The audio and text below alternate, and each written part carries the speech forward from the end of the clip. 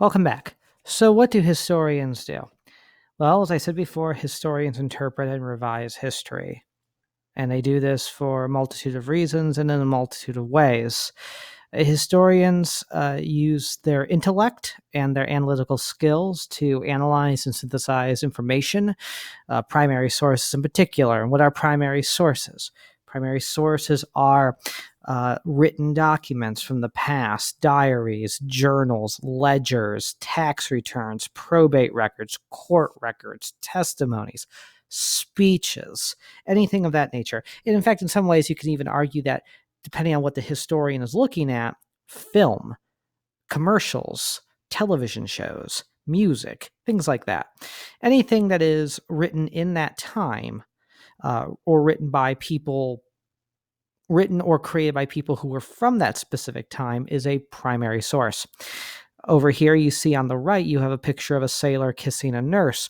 This would be at the end of World War II, during the parade in New York City, when it was announced that the war was finally over.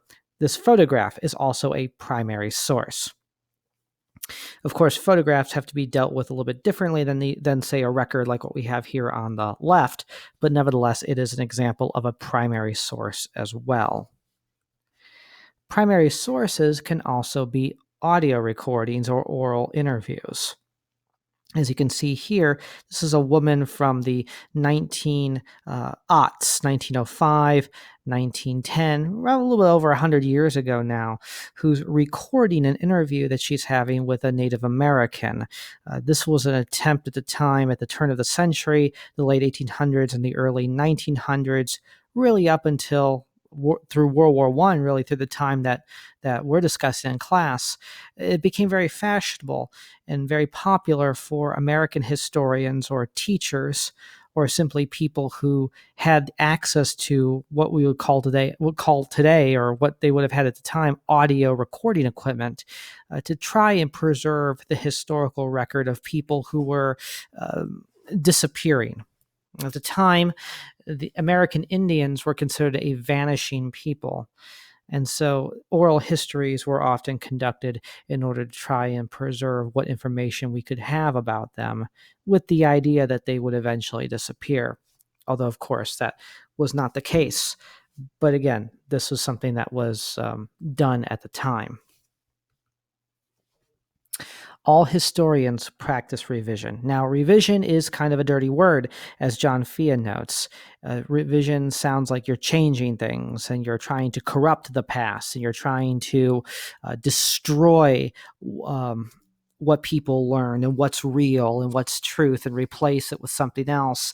If you turn on cable news, for example, and you're lucky to see somebody talk about history, there's always a fear that history, or what's referred to as revisionist historians, and they use it with that kind of angst in their voice, are trying to erase the past and destroy what has been what is considered to be the true past and true history, and replace it with something else for political reasons. Some people have referred to it as they refer to them as revisionist historians. I've also heard people say that these are cultural Marxist and cultural revisionist and political correct historians and other language like that. And the truth is, all historians, regardless of when you lived, whether it's now or in the past, if you were wealthy or poor, if you were white or non-white, if you are conservative or liberal or anything else in between or on the fringes, everyone conducts revisionism. Now, of course, there are historians or people who masquerade as historians that do tell flat out lies. But them aside, and we'll actually talk a little bit about that at the end of the semester, that aside, all historians who are trying to make an honest effort will conduct revisionism. It simply cannot be avoided. And think about for a moment, what were some of the examples that John Fea gave in his video. Consider for a second what revisionism is and what we have gotten out of revisionism.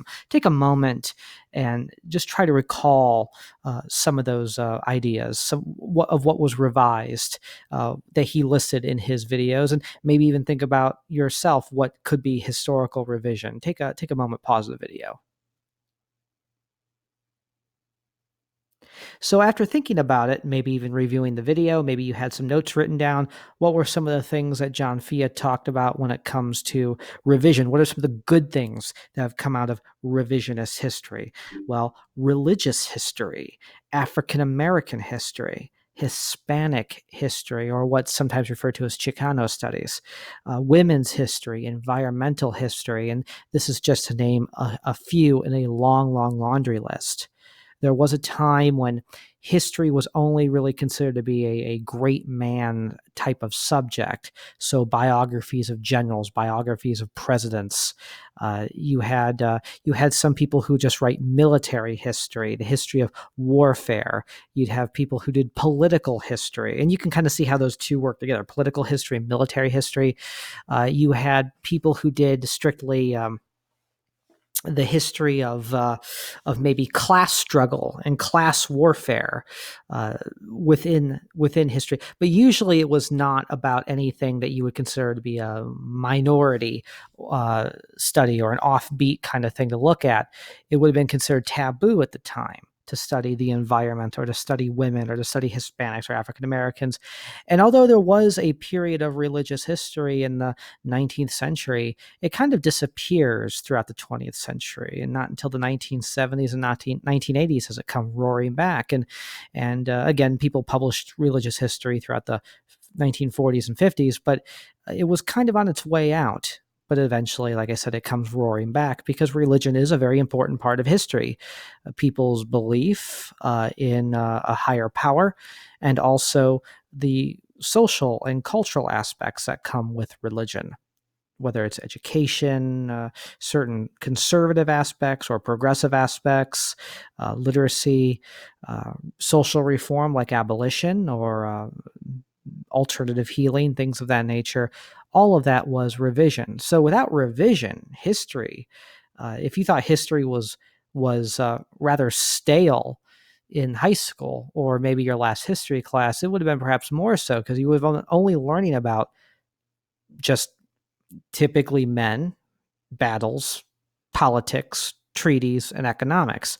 And all that stuff is fine and important, well and good, but it certainly is depriving us of a larger picture of what history is. And remember, history is supposed to be about everything and encompass everything that creates history in the past. So that was an important thing that needed to be fixed, and revision is what took care of it. If you look over here on the right side of the slide, you'll see that there's a book cover called American Negro Slavery. I believe John Fia had mentioned the Dunning School of History, and one of the most famous historians that came out of that period was a man by the name of Ulrich B. Phillips. Ulrich B. Phillips was a historian in the late 1800s and early 1900s, really, I think all the way through the 1930s, maybe even the 1940s. I forget when he died. He was the son or grandson of a slave owner in the South. He was a Southerner himself. And when he was educated, when he came to prominence in the 1880s, 1890s, and throughout, I believe he went to Columbia University, there were extremely narrow interpretations of history, especially of African Americans, and what we call today very, very racist interpretations of African Americans. Ulrich B. Phillips was one of those gentlemen. And while he does have some sympathetic sides to him, his views were extremely skewed and narrow for the time, and by our standards as well. For example, Ulrich Phillips wrote, and this is why I bring this up, Ulrich Phillips wrote that the plantation, as you can see here, and he wrote this in the book, American Negro Slavery, the plantation, while he considered himself to be although he was the son or grandson of a slave owner, he did not value slavery. He felt that slavery was morally reprehensible. That's what he said on record. However, he viewed blacks as being inferior to whites naturally. And we'll talk about this later on. We're going to talk about social Darwinism, which was popular at the time that Ulrich B. Phillips was writing. And he considered and he argued that the plantation, what you see here, this is a cotton plantation, the plantation was a factory of civilization. Now think about that now. A factory of civilization. What did he mean by that? Well, he meant that African Americans were inferior to whites. And although the plantation system was harsh, it was a system by which African Americans, under the steady and firm hand of white masters and taskmasters, were exposed to the superior European civilization and given structure and a purpose greater than what they had before when they were in Africa, or if they were left without that structure by white slave owners. Of course, we wouldn't argue that today anymore because it turns out that's not the case. People like Frederick Douglass and Harriet Tubman and W.E.B. Du Bois would certainly disagree. And we know that the plantation system was perhaps a factory, but it certainly was not a factory of civilization. So take this moment and reread, or read, if you haven't already, the article on the 5 C's of history from the American Historical Association, and review John Fia's videos if necessary, because we're going to go into our final wrap-up. We're going to talk about some historical thinking, and we're going to just sort of wrap up with a few extra questions, and then this lecture for this week will be complete. You will move on to your discussion board, and then we'll move on to the following week. And we'll dive into the actual material that makes up history from 1900 to 1945. So I'll see you in a few moments.